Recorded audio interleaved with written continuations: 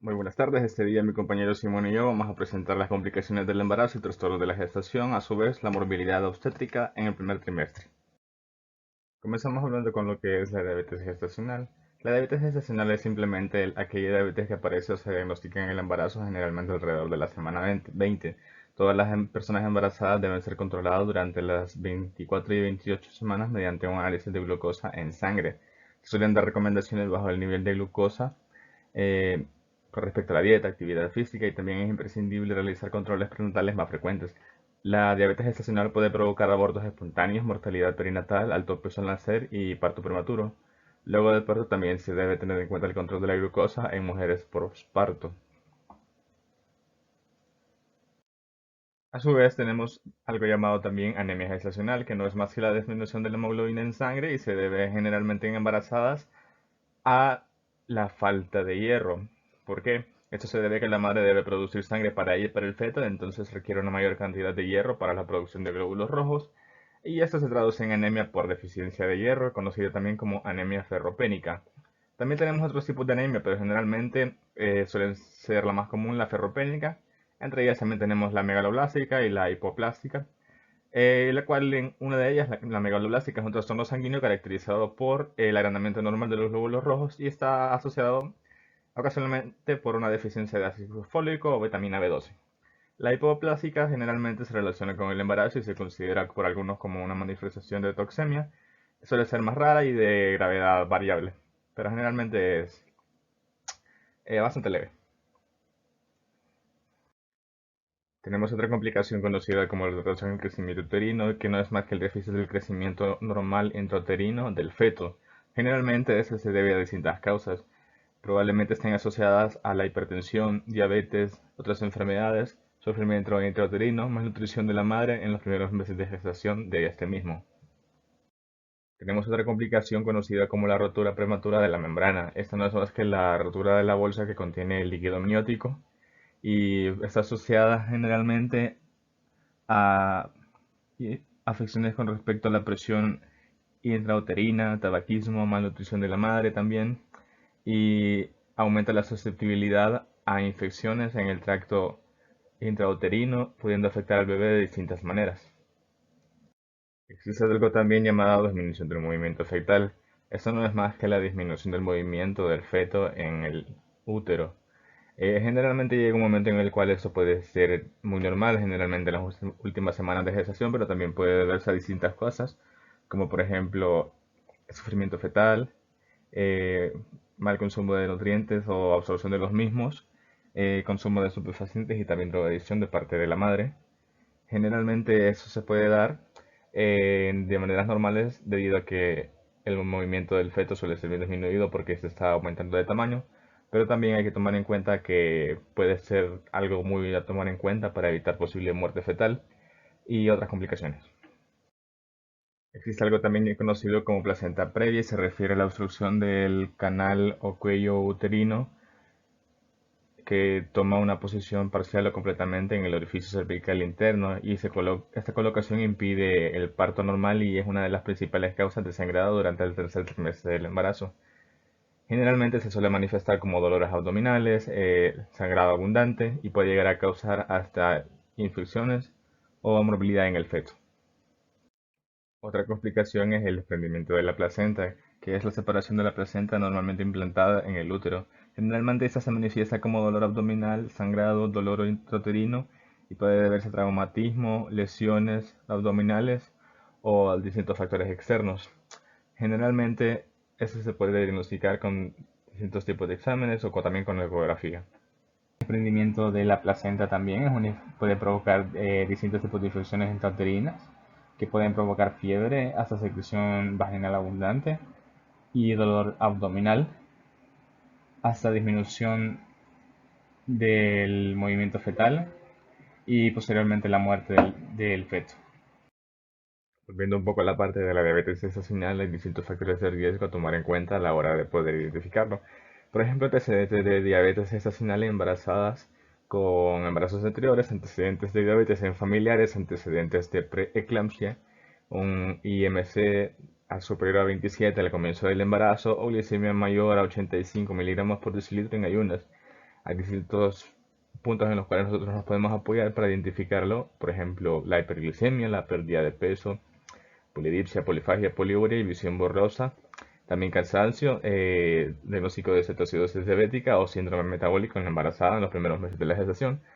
Generalmente una de las maneras más fiables de identificar la diabetes gestacional puede ser un test de O'Sullivan que consiste básicamente en la determinación de la glucemia plasmática una hora después de la administración de 50 gramos de glucosa por vía oral o cualquier hora del día independientemente de la ingesta de esta. Si los valores de esta superan el 140 miligramos por decilitro, se considera el test positivo y se debe revisar una sobrecarga de glucosa para confirmar el diagnóstico y poder dar un tratamiento.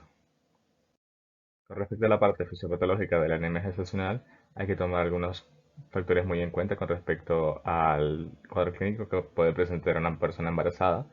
En este caso, generalmente las mujeres embarazadas suelen presentar deficiencia de hierro debido al embarazo. Una de las cosas que podemos tomar en cuenta puede ser la palidez, la cefalea, dificultad respiratoria, inapetencia, uñas frágiles que se quiebran con facilidad, aumento de la frecuencia cardíaca, mareos, episodios de ansiedad, náuseas y cansancio o debilidad. Es importante tener muy en cuenta las consecuencias y complicaciones que esto puede llevar para el parto. Por ejemplo, un parto prematuro, bajo peso al nacer, mayor mortalidad materna y fetal y menos resistencia a las infecciones. Se puede complicar con respecto a las deformaciones en el feto, pérdida excesiva de sangre durante el parto, bajo peso al nacer como les mencionaba y también aumento de las infecciones en el recién nacido. Hay retraso en el crecimiento intrauterino de esta sociedad de distintas causas, muchas de ellas relacionadas con la malnutrición de la madre o distintos vicios que ésta pueda tener durante el embarazo, como lo pueden ser la drogadicción y el consumo de estupefacientes. Generalmente en el embarazo, cuando hablamos de retraso en el crecimiento, podemos decir que es cuando el crecimiento intrauterino del bebé no se está realizando de manera normal. Estos bebés suelen tener poco peso al nacer y es probable que necesiten quedarse más tiempo en cuidados intensivos después de su nacimiento.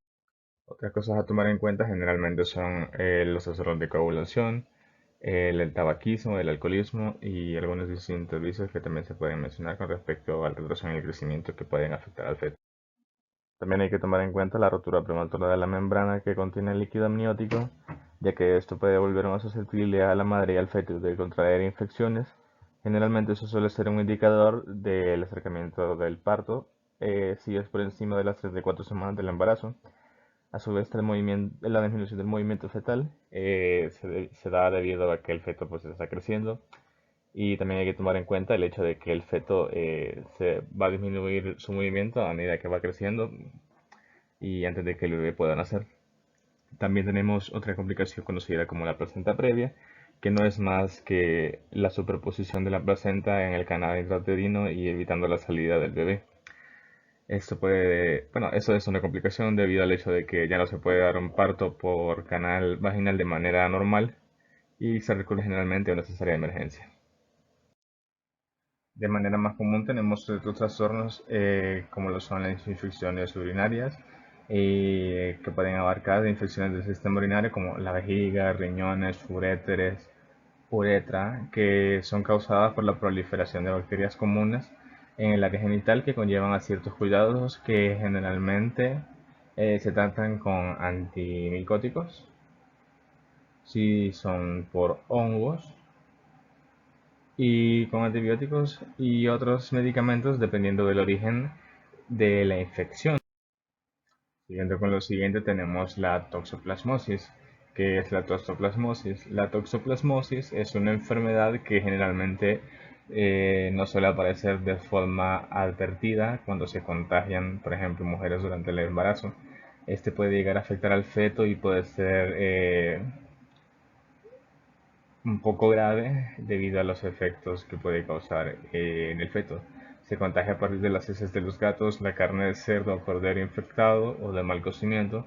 Suele tener síntomas y signos como la fiebre, el dolor de garganta, erupciones, hasta problemas serios en las meninges e inflamación de las mismas según se localiza el parásito. Es una Toxoplasma gondii y puede tener consecuencias, por ejemplo, si se localiza en el útero, aumento de riesgo de aborto o parto prematuro. Hay distintas formas de prevención con respecto al Toxoplasma gondii.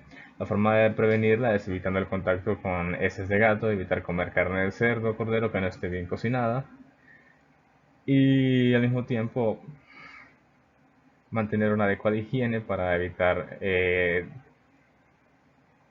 una transmisión indeseada. Otro trastorno muy común de la gestación es el estreptococo del grupo B, que suele ser una bacteria muy común en la flora intestinal y muy peligrosa para los neonatos. El estreptococo tipo B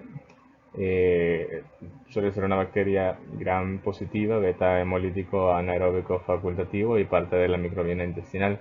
Suele ser muy común en los adultos y básicamente tiene la costumbre de colonizar a las mujeres en determinados estadios de la gestación. Del 15 al 40% de las mujeres embarazadas están colonizadas a nivel gastrointestinal y genital.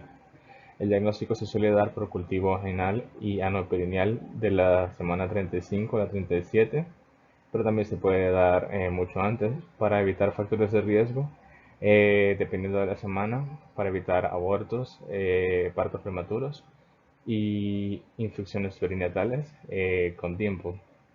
Generalmente suele ser asintomático y es un determinante de la infección neonatal y de lactantes menores a 90 días. También suele ser la causa más común de infección bacteriana, pudiendo llegar a causar sepsis neonatal o neumonía congénita neonatal. Tenemos también la incompatibilidad del grupo RH, que es la incompatibilidad de la proteína del grupo RH, donde generalmente esta incompatibilidad hace que el sistema inmune reconozca el feto como un ente externo y lo ataque.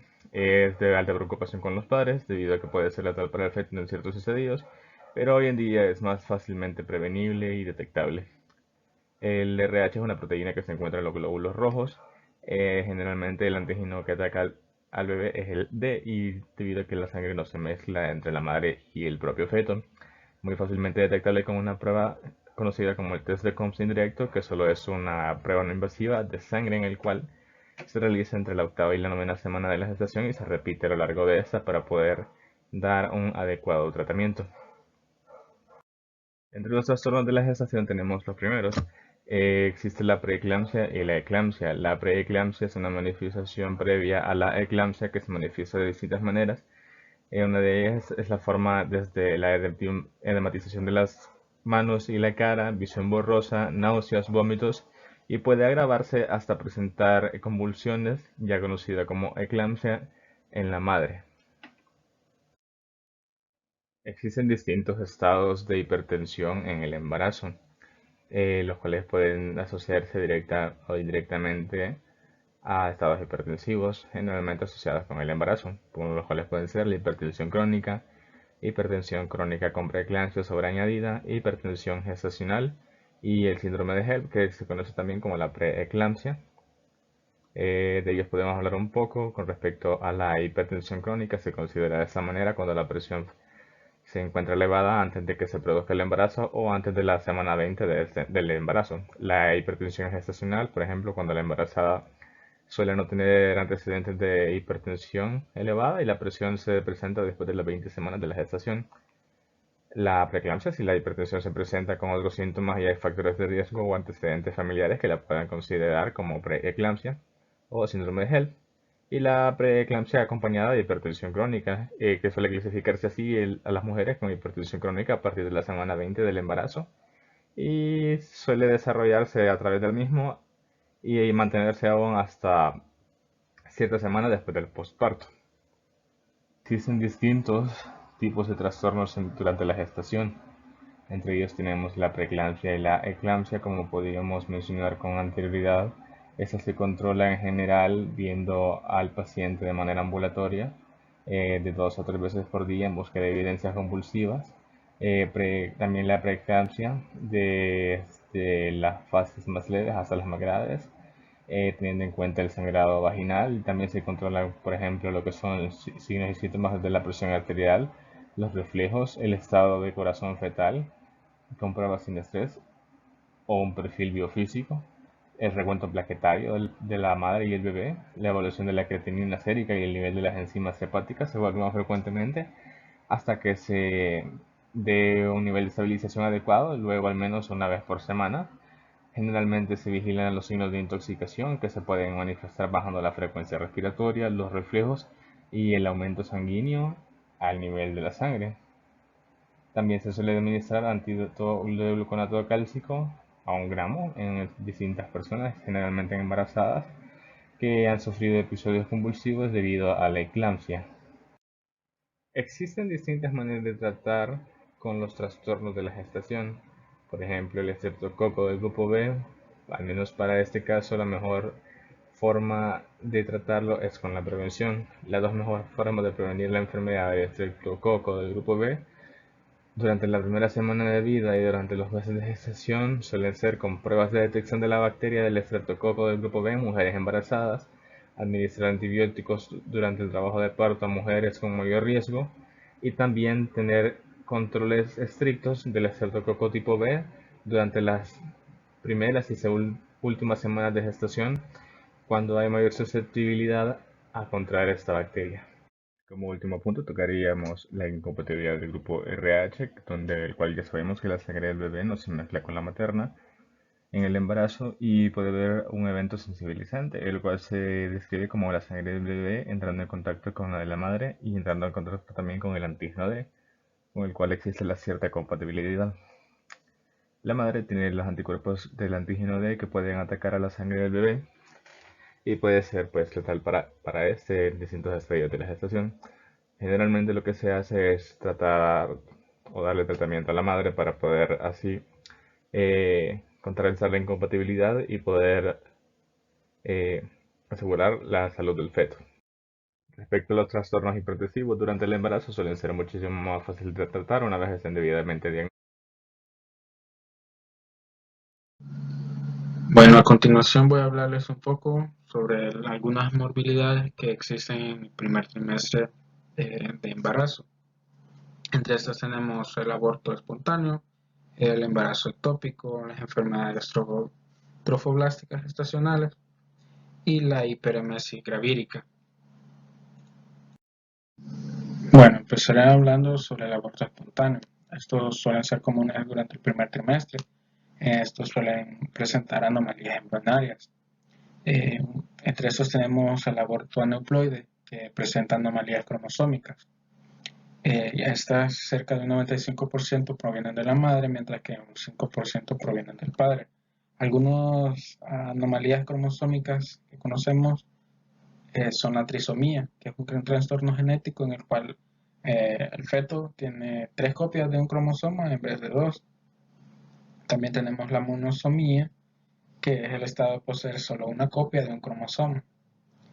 Eh, la triploidía, que es una anomalía poco frecuente, que se caracteriza por la restricción temprana del crecimiento intrauterino y que puede causar múltiples defectos congénitos que incluyen defectos del tubo neural, anomalías faciales, labios o paladares hendidos, anomalías cardíacas congénitas, además de malformaciones genitales, anomalías esqueléticas, etc.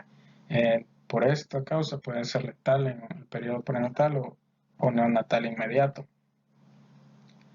Se caracteriza por tener un conjunto adicional de cromosomas haploides.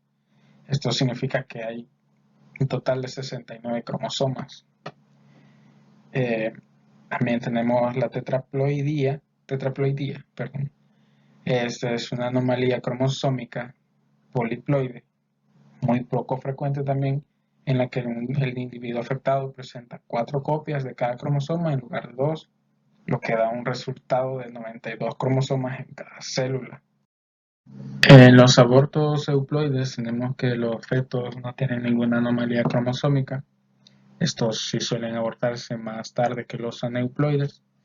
Aquí encontramos algunos factores maternos, como pueden ser infecciones, aunque no se ha demostrado una, una frecuencia muy alta entre alguna infección específica y un aborto espontáneo, pero se cree que sí puede afectar en lo que es este caso, ¿verdad? Que fuera un aborto.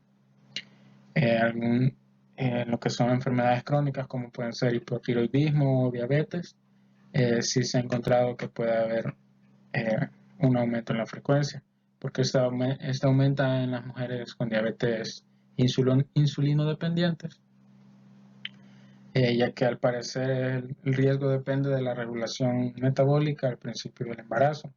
También encontramos que la alimentación puede ser un factor, aunque no es demasiado importante, pero sí se puede tener algún tipo de relación. En lo que sí son las drogas, pues tenemos que el tabaco, el alcohol y la cafeína sí aumentan considerablemente eh, eh, el riesgo o la frecuencia de un aborto euploide, un aborto espontáneo, además de la radiación, aunque sea en dosis terapéuticas, pero la radioterapia sin duda puede causar abortos. En lo que son factores inmunitarios, hay diversas enfermedades que provocan abortos el primer trimestre, como pueden ser trombofilias hereditarias, eh, eh, también está la posibilidad de que los traumatismos abdominales precipiten un aborto. Es un poco raro, pero la repercusión de traumatismos menores es difícil de determinar, pero en general los traumatismos contribuyen muy poco a una frecuencia de abortos. Entonces, tenemos que cuando un aborto es inevitable, se presenta una ruptura de membranas, hay un acompañamiento de salida de líquido amniótico, una presencia de dilatación del cuello uterino, que estas son características que anuncian un aborto casi seguro. Además de la salida, si la salida se acompaña de hemorragia, dolor, fiebre, el aborto debe considerarse inevitable y debe procederse a vaciar el útero. Además, pueden presentarse distintos escenarios, como pueden ser un aborto incompleto, en el cual el feto y la placenta permanecen aún dentro del útero, pero salen de manera parcial por el orificio dilatado. También podemos observar un aborto retenido, en el cual los productos muertos de la concepción se retienen aún en el orificio cerrado del cuello uterino y es imposible que salgan por sí solos. También se puede observar un aborto séptico, en el cual los abortos, ya sean espontáneos o provocados, pueden complicarse con infecciones graves. La manifestación más frecuente de infección después de un aborto es la endomiometritis. Bueno, como otra morbilidad en el embarazo, en el primer trimestre, tenemos el embarazo ectópico. ¿Qué entendemos por esto? Pues en condiciones normales el blastocito se implanta en el revestimiento endometrial de la cavidad uterina, pero la implantación en cualquier otro sitio se considera un embarazo ectópico. Y como podemos ver representado en la imagen, podemos ver que el feto, el óvulo, el embrión, perdón, está implantado en infundíbulo. Eso se considera un embarazo ectópico. Bueno, entre los embarazos ectópicos tenemos que se pueden clasificar según el lugar donde se implantó el blastocito. Entre esos tenemos el embarazo tubario, que se aloja en las porciones de la trompa, puede originar un embarazo ampollar, ísmico, intersticial, que son las porciones de este. También tenemos un embarazo abdominal, que se planta en la cavidad peritoneal de un embarazo tubario, ovárico o intraligamentario.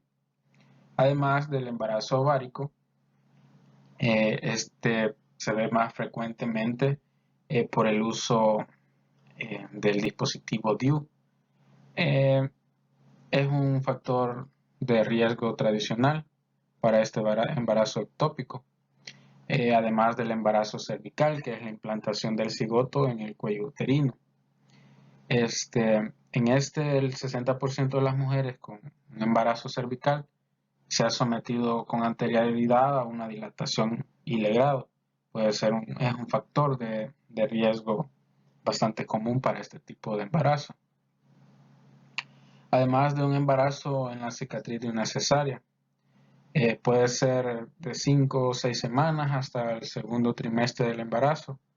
Los datos que se tienen es que hay dolor, hay hemorragia, pero en un 40% de las mujeres se puede cursar asintomática y el diagnóstico de este se establece durante una ecografía de rutina. Entonces, en cuanto a embarazo ectópico, tenemos que se pueden presentar algunos factores de riesgo, como pueden ser lesiones tubarias previas o un embarazo ectópico previo. Pueden predisponer a una paciente, a una persona, a una mujer, a, a presentar un embarazo ectópico de nuevo. También puede ser la infecundidad, una salpingitis, que es una enfermedad pélvica inflamatoria, o una EPI, que se refiere a una infección o inflamación de cualquiera de los órganos reproductores. También una anticoncepción fallida, como veíamos en la clasificación, que algunos tipos de embarazo ectópico pueden verse afectados por una falla en algún dispositivo de anticonceptivos. Y pues también vemos que para un embarazo ectópico la mortalidad en países desarrollados puede ser de un 5%. Como siguiente morbilidad tenemos la enfermedad trofoblástica gestacional. Esta se caracteriza por una proliferación de tejido trofoblástico en mujeres embarazadas o recientemente embarazadas. Las manifestaciones pueden incluir un útero excesivamente agrandado, vómitos, sangrado vaginal, preeclampsia, y esto puede presentarse en un embarazo temprano. Entonces tenemos que entre la enfermedad trofoblástica gestacional, que se refiere a un espectro de tumores placentarios relacionados con el embarazo, se pueden dividir en dos, en tumores molares o tumores no molares. Entre los tumores molares tenemos la mola hidatiforme, que son anomalías de las vellosidades coriónicas, que estas a veces se pueden desarrollar como embarazos ectópicos. Tenemos que la mola hidatiforme se divide en dos, que son mola hidatiforme completa y la mola hidatiforme parcial. En la mola hidatiforme completa tenemos como características que pueden variar en tamaños. Las vellosidades coriónicas se ven como una masa de vesículas claras. Muestran degeneración hidrópica y edemas vellosos, ausencia de vasos sanguíneos vellosos, grados variables de proliferación del epitelio trofoblástico y una ausencia de elementos embrionarios como puede ser el feto. Además, tenemos la mola hidatiforme parcial, que se caracteriza por presentar tejido embrionario o fetal junto a una mezcla de vellosidades trofoblásticas. También se caracteriza por cambios hidatiformes que son focales o menos avanzados. Hay una hinchazón de progresión lenta dentro del estroma de vellosidades coriónicas. Entre los tumores no molares tenemos que estos se agrupan como neoplasias trofoblásticas gestacionales. Estos pueden determinarse por mediciones séricas de gonadotropina. Se puede denominar estos como una enfermedad trofoblástica gestacional maligna. Tienen características histológicas distintivas y grados variados de propensión a invadir y causar metástasis. Se caracteriza por la invasión invasiva que estos tienen al miometrio y la propensión a una metástasis. Entre estos tumores incluyen la mola invasiva, tumor trofoblástico del sitio placentario, y tumor trofoblástico epitelioide y el cariocarcinoma. Entonces vamos a hablar un poco sobre algunos tipos de tumores no molares. Estos pueden ser el carcinoma gestacional.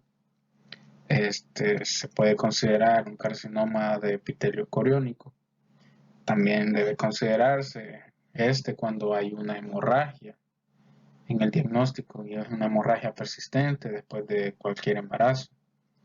Las metástasis a menudo surgen temprano y casi siempre son sanguíneas por la afinidad de las células trofoblásticas por los vasos sanguíneos.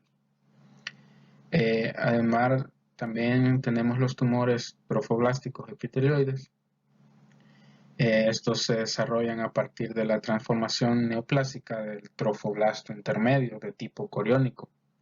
Esto en casos muy remotos, en ocasiones no puede confirmarse por la remoticidad de estos casos. También tenemos la mola invasiva, que se caracteriza por un crecimiento trofoblástico excesivo, con una invasión extensa del tejido y con células trofoblásticas, vellosidades completas. Este casi siempre proviene de molas parciales o completas, como lo veíamos anteriormente. Además, tenemos los tumores trofoblásticos del sitio placentario. Este se considera una rara variante de una neoplasia trofoblástica que surge del sitio de implantación de la placenta después de un embarazo de término normal, un aborto espontáneo o inducido o un embarazo ectópico o también un embarazo molar. Otra morbilidad que se presenta en el embarazo es la hiperemesis gravídica. Esto es un síndrome que ocurre en la primera mitad del embarazo. Esto se caracteriza por náuseas y vómitos severos, provocando pérdida de peso de al menos un 5%. Estas pueden ser lo suficientemente graves como para producir una pérdida de peso considerable, deshidratación, acidosis, alcalosis, hipopotasemia. También se relaciona con altas concentraciones séricas o un aumento rápido de la gonadotropina coriónica, estrógenos o ambos. Esto también provocando deshidratación, cetonuria y trastornos hidroeléctricos que se atribuyen al pico hormonal de la hormona coriónica, de la gonadotropina coriónica humana y el estradiol. Algunas complicaciones son la encefalopatía de Wernicke, que esta se presenta por una deficiencia de tiamina que puede durar o persistente durante 3 semanas, que han habido vómitos, y se caracteriza por anormalidades oculares, confusión y ataxia. Y debido a esto se debe sospechar que pueden haber síntomas neurológicos y presencia de neuropatías periféricas en la embarazada. Otra complicación es el síndrome de Mallory-Weiss, que se presenta como un desgarro esofágico grave.